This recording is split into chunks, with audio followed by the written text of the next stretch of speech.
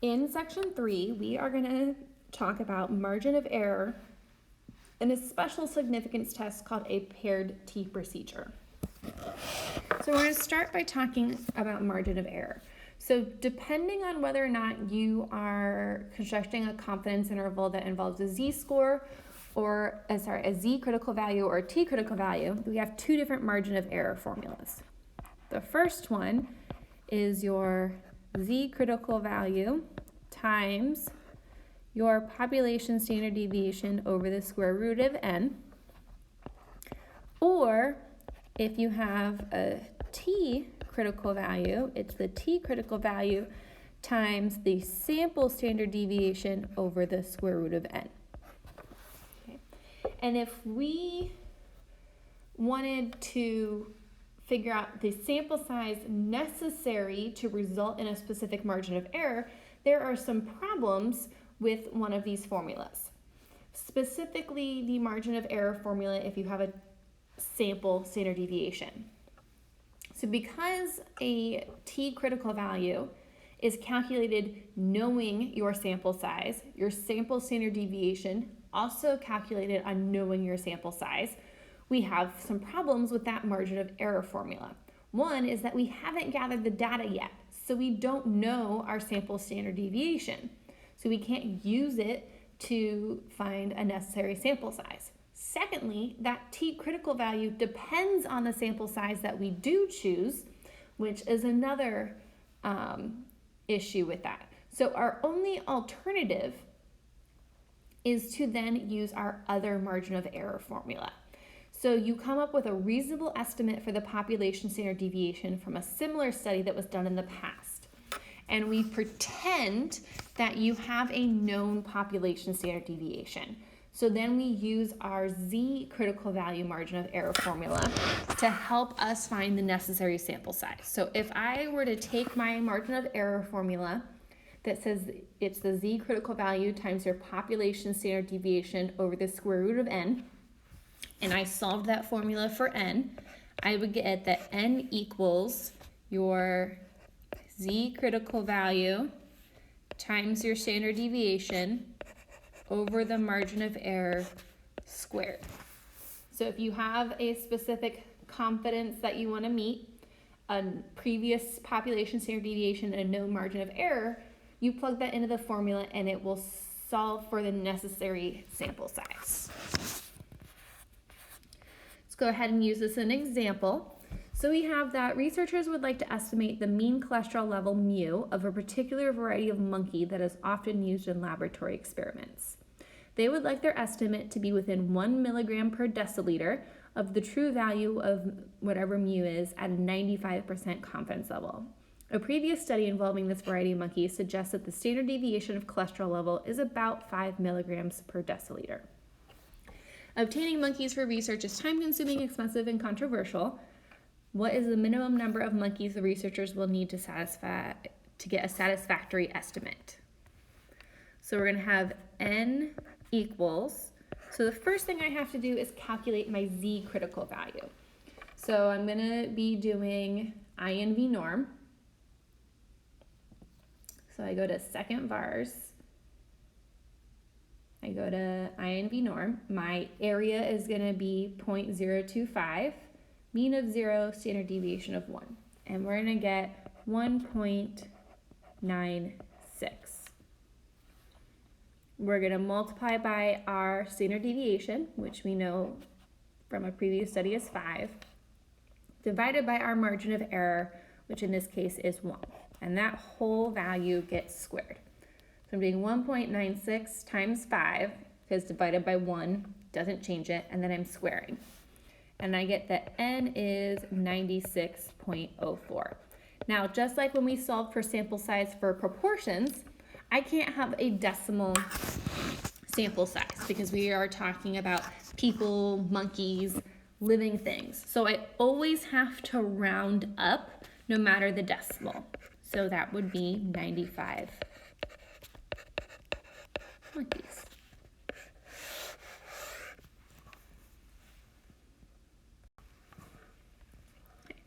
The second thing we're going to talk about is something called matched pair data. So they're used when we do comparative studies, which are more convincing than doing a single sample investigation. For that reason, the one sample inference is less common than a comparative inference. So study designs that involve making 2 observations on the same individual or 1 observation on each of 2 similar individuals result in what we call paired data. So that happens when you measure the same quantitative variable twice in order to make comparisons by analyzing the differences in each pair. So you still check your conditions of inference, like if you're doing a single sample, and then we still use a 1 sample t procedure to perform inference about that mean difference, mu sub d. And this is called a matched pair procedure. So it's best to explain this procedure by doing an example. So for their second semester project in AP Statistics, Nick and Kai decided to investigate which line was faster in the supermarket, the express lane or the regular lane. To collect their data, they randomly selected 15 times during a week, went to the same store, and bought the same item. However, one of them used the express lane and the other the regular lane. To decide which lane each of them would use, they flipped a coin. If it was heads, Nick would use the express lane, and if it was tails, Kai would use the express lane. They entered their randomly assigned lanes at the same time, and each recorded the time in seconds it took them to complete their transaction. Is there a significant difference in checkout times? So the first thing we have to do here is define our variable. So we are looking to see if there is a significant difference in checkout times. So we're gonna have our mu sub d is the difference between your express minus regular lane. So our null hypothesis is that there isn't a difference, so the difference is 0. The alternative, they're not trying to show that one lane is faster than the other, so our alternative hypothesis is just that the mean difference is not 0. Now we want to check our conditions: random, independent, and normal. So for random, they had random times that they went to the grocery store. They also had random assignment to the lanes.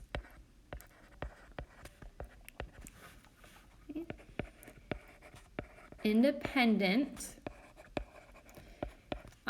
In this case, each of the lanes is going to be independent.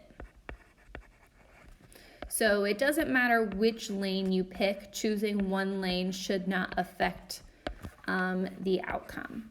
And then lastly, we have normal.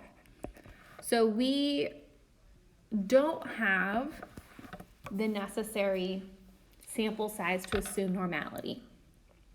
So we'll come back to normal here in a second. So because this problem specifically looks at the difference in the express and regular lane, I need to calculate the difference in those times. So if I enter my time I spent in the express lane as my list 1 and the time I spent in my regular lane into list 2 in my calculator, I could look at each of them separately. But I need to look at specifically their difference. So I need to construct a third list, list 3, that is list 1 minus list 2. And in order to do that, I'm going to start by entering all of my express lane times into list 1.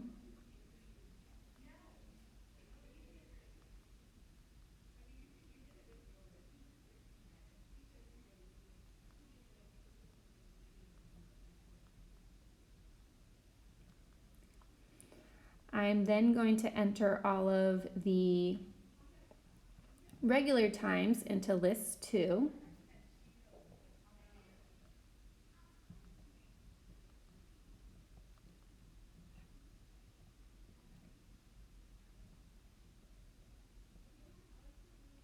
And it would be a good idea to go ahead and do this along with me, just so you know that you can do it independently. So once I have my values in list 1 and list 2, I'm then going to go to the header of list 3.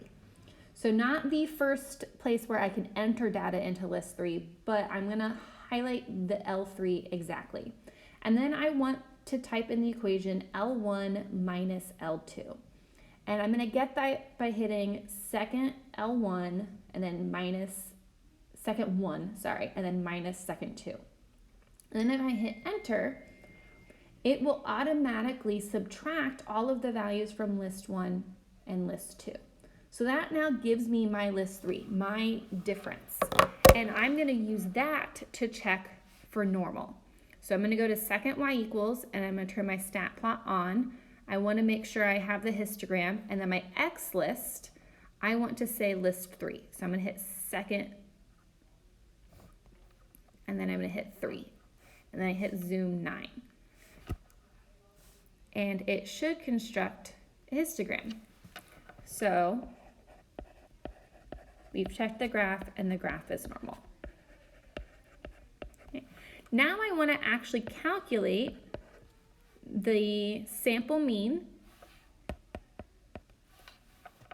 So my X bar for my difference and my standard deviation for the difference. So to do that, I'm going to go back into stat.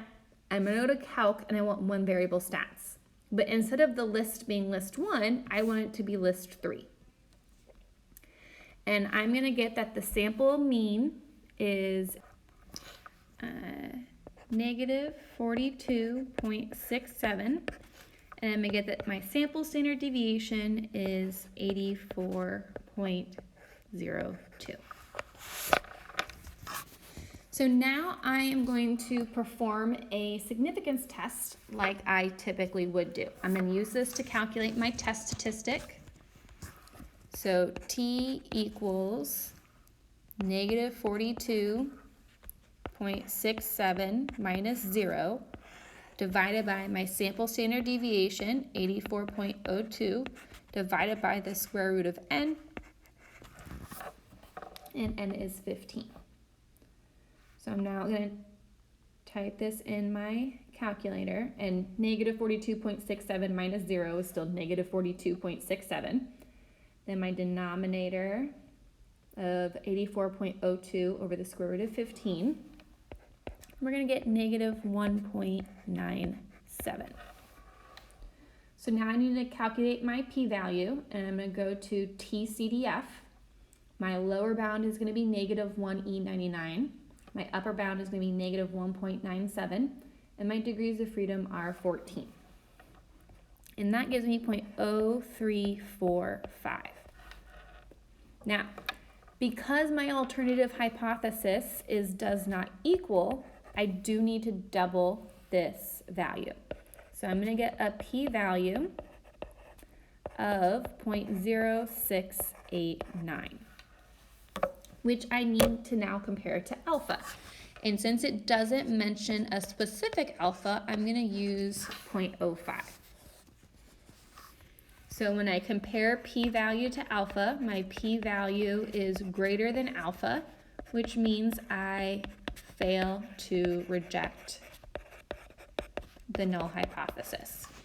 So what this tells me is that there is not enough evidence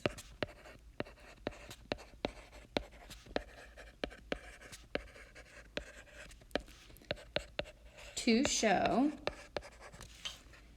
a significant difference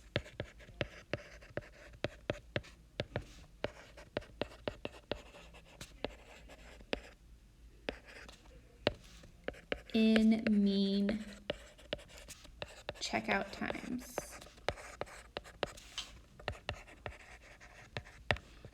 between the two lanes. So this is a matched pair procedure. So it is a very specific type when you are looking specifically at the difference of basically the same variable. Like we looked at two two like same quantitative variables, checkout times, and we were comparing just that one thing. If we were comparing checkout times from two different places, that's a difference in two means because you're looking at two different locations. But since we were working within the same grocery store and we're just looking at two different lanes within that store, it's a matched pair. Let me know if you have any questions about calculating sample size for margin of error or a matched pair procedure.